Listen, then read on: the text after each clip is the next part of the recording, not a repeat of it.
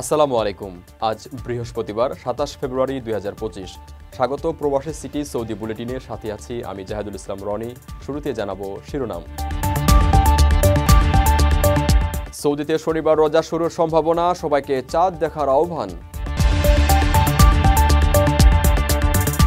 Saudi থেকে লাশ হয়ে ফিরলেন প্রবাসী, পরিবারের শোকের মাতম। সুযোগ বুঝে সৌদি পালানোর চেষ্টা, ঢাকা এয়ারপোর্টে আওয়ামী লীগ নেতা গ্রেফতার।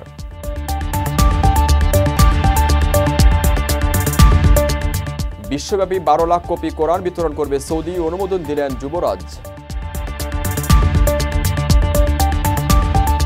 দর্শক দেখছিলেন শিরোনাম, এবারে পুরো খবর। রেমিটেন্স যোদ্ধাদের ঢাকায় বিশেষ ছাড়ে রেডি ফ্ল্যাট দিচ্ছে শতভাগ বিশ্বস্ত ও নির্ভরযোগ্য প্রতিষ্ঠান প্রবাসীর সিটি। দেশের সবাইকে শুক্রবার সন্ধ্যায় পবিত্র রমজানের চাঁদ অনুসন্ধানের আহ্বান জানিয়েছে সৌদি আরবের সুপ্রিম কোর্ট। বুধবার আনুষ্ঠানিকভাবে এই আহ্বান জানানো হয়। আগামী ১ মার্চ থেকে আরব বিশ্বে পবিত্র রমজান মাস শুরু হতে যাচ্ছে বলে জানিয়েছে আবুধাবি ভিত্তিক আন্তর্জাতিক জ্যোতির্বিদ্যা কেন্দ্র। সেই হিসাবে শনিবারই হতে পারে সৌদিতে রমজানের প্রথম দিন।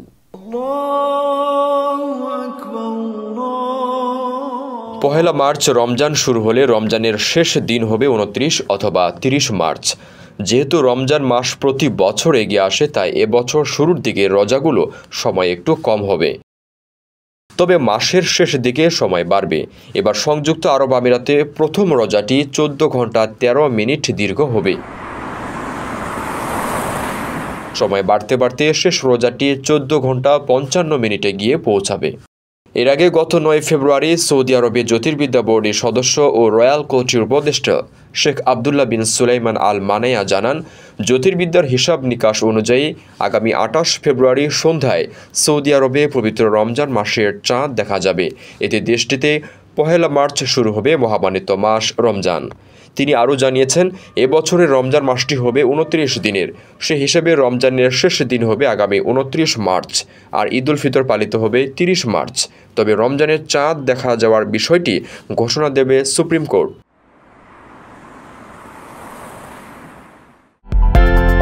বিদেশ থেকে প্রিয়জনকে উপহার পাঠান প্রবাসী শপের মাধ্যমে। যোগাযোগ করুন স্ক্রিনে দেওয়া নম্বরে। পরিবারের সুখের জন্য বছরখানেক আগে সৌদি আরবে পাড়ি জমিয়েছিলেন দরিদ্র পরিবারের ছোট্ট ছেলে শহীদ। সে সুখ ভাগ্যে জোটেনি তার। মা, স্ত্রী, সন্তানের সঙ্গে শেষ দেখাটাও করে যেতে পারেননি। মৃত্যুর ২৫ দিন পর বাড়ি ফিরেছে কফিনে মরানো তার মরদেহ। শহীদুল ইসলাম খাগড়াছড়ির রামগড় উপজেলার হাফিজুর রহমানের ছোট ছেলে। বুধবার রাতে ঢাকা হজরত শাহজালাল আন্তর্জাতিক বিমানবন্দর থেকে তার মরদেহ গ্রহণ করেন স্বজনেরা। বৃহস্পতিবার সকালে জানাজা শেষে তার লাশ দাফন করা হয়। পারিবারিক ও স্থানীয় সূত্র জানায়, পরিবারের ভাই বোনদের মধ্যে সবার ছোট শহীদ। পরিবারের সবাই আলাদা। মা, স্ত্রী, সন্তানসহ ৬ সদস্যের পরিবার চলত প্রবাসী শহীদুলের উপার্জনেই। বিয়ের পর পরিবারের কষ্ট দূর করতে কয়েক বছর ওমানে কাটিয়ে বাড়ি আসেন। ১ বছর আগে পাড়ি জমান সৌদি আরবে। গত ২ ফেব্রুয়ারি সৌদির একটি হাসপাতালে চিকিৎসাধীন অবস্থায় তার মৃত্যু হয়। এর আগের দিন সন্ধ্যায় ডায়াবেটিস ও পেটের সমস্যা নিয়ে হাসপাতালে ভর্তি হয়েছিলেন শহীদ।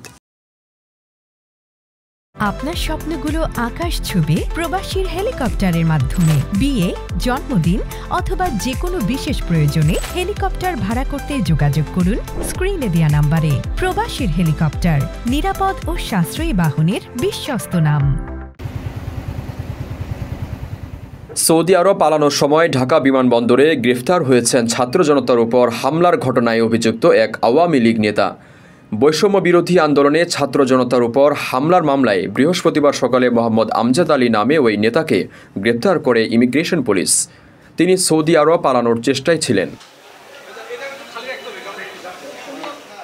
মোহাম্মদ আমজাদ আলী হবিগঞ্জ সদর উপজেলা আওয়ামী লীগের সিনিয়র সহসভাপতি।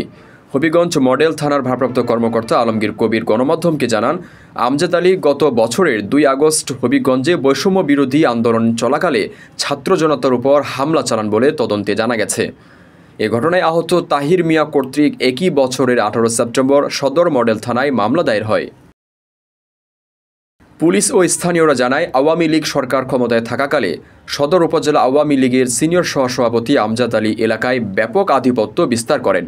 তিনি এলাকায় বিএনপি সহ বিরোধী দলীয় নেতাকর্মীদের মামলা হামলা সহ বিভিন্নভাবে হয়রানি করেন। বৈষম্য বিরোধী আন্দোলন চলাকালে তিনি আন্দোলনকারী শিক্ষার্থী ও জনতার উপর হামলায় নেতৃত্ব দেন। কিন্তু গত বছরে 5 আগস্ট স্বৈরাচার সরকার পলায়নের পর তিনিও আত্মগোপন করেন। সম্প্রতি সুযোগ বুঝে সৌদি আরব পালানোর চেষ্টা করেন তিনি।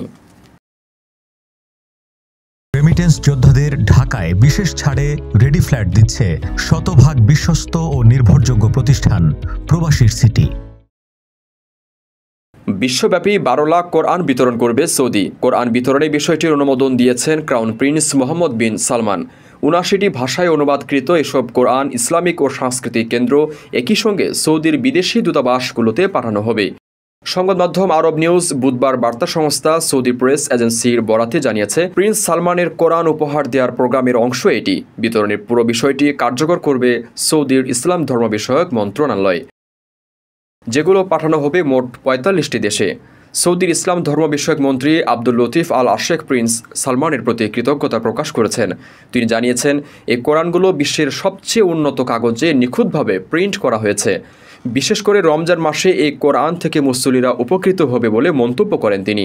কোরআনগুলো নির্দিষ্ট 45টি দেশে পাঠানোর প্রক্রিয়া ইতোমধ্যে সম্পন্ন করা হয়েছে। পুরো রমজান জুড়ে সময় অনুযায়ী সংশ্লিষ্ট সবার সঙ্গে সমন্বয় করে এগুলো পাঠিয়ে দেওয়া হবে বলেও তিনি জানান। দর্শক, দেখছিলেন প্রবাসী সিটি সৌদি বুলেটিন। শেষ করার আগে শিরোনামগুলো জানিয়ে দিচ্ছি আরও একবার। সৌদিতে শনিবার রোজা শুরুর সম্ভাবনা, সবাইকে চাঁদ দেখার আহ্বান। সৌদি থেকে লাশ হয়ে ফিরলেন প্রবাসী, পরিবারের শোকের মাতম। সুযোগ বুঝে সৌদি পালানোর চেষ্টা, ঢাকা এয়ারপোর্টে আওয়ামী লীগ নেতা গ্রেফতার।